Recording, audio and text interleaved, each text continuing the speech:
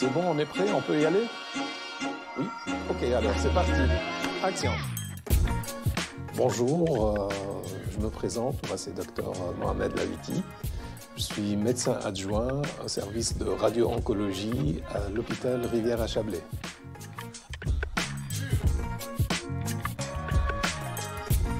La prise en charge du cancer de la prostate est une approche vraiment multidisciplinaire où les patients sont discutés à un colloque multidisciplinaire d'uro-radio-oncologie où les différents spécialistes se réunissent pendant ce colloque pour déterminer la meilleure alternative thérapeutique à proposer aux patients. La première étape consiste à avoir une consultation avec le médecin. Pendant cette consultation, le patient reçoit les informations par rapport au traitement de radiothérapie qui va lui être proposé et comment se déroulent les différentes étapes de préparation du plan de traitement.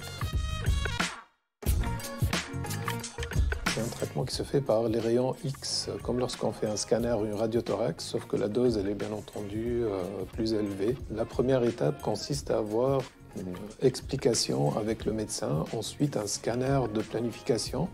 Et le scanner de planification va servir à faire une dosimétrie personnalisée et avec nos collègues physiciens. Ensuite, on offre aux patients le traitement de radiothérapie qui consiste à plusieurs séances avec le patient qui vient et il s'allonge sur une table comme sur une table de scanner et la machine tourne autour de lui à 360 degrés. Elle délivre les rayons et les faisceaux de radiothérapie avec une dosimétrie qui est déjà établie à l'avance.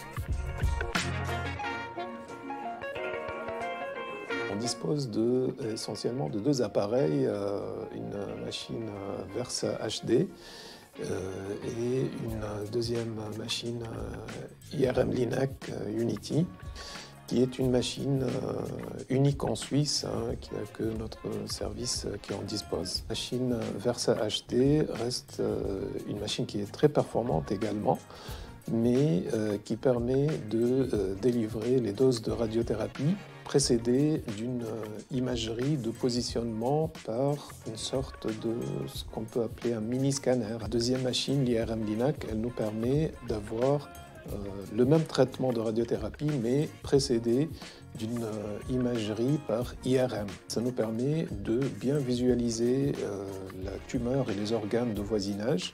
Et effectivement, l'avantage de l'IRM Linac par rapport aux machines classiques, c'est qu'avec l'IRM Linac, une fois qu'on a ces images qui sont très précises, ça nous permet d'adapter les faisceaux et d'adapter la dosimétrie à l'imagerie du jour, à la modification des organes de voisinage du jour et à l'image de la tumeur du jour. Un de mes patients, en fait, quand il est arrivé à une première consultation, il avait déjà entendu parler de l'IRM Linac, de notre appareil IRM Linac. Il voulait avoir ce traitement, mais en discutant avec lui, je me suis rendu compte qu'il est claustrophobe. Et donc, la claustrophobie constitue une contre-indication à l'IRM. Et le patient, il était tellement déçu qu'il a demandé un délai pour essayer de surmonter sa claustrophobie. Et donc, je lui ai accordé ce délai. Et il est parti pendant les vacances d'été chez son fils. Il a travaillé en faisant de l'auto-hypnose, de l'autosuggestion chaque jour dans les plages du Caraïbe pour surmonter un peu sa claustrophobie. Et à la rentrée, effectivement, il a surmonté sa claustrophobie. Et on a fait tout d'abord une IRM diagnostic au service de radiologie et où il a vraiment passé quasiment 1 heure à l'IRM en faisant cet examen sans qu'il ait de crise de panique ou de claustrophobie. Et de cette manière, il a surmonté sa claustrophobie pour bénéficier du traitement. Et là, actuellement, il est en train de suivre son traitement à notre appareil IRM Linac. Il n'a pas posé de problème particulier.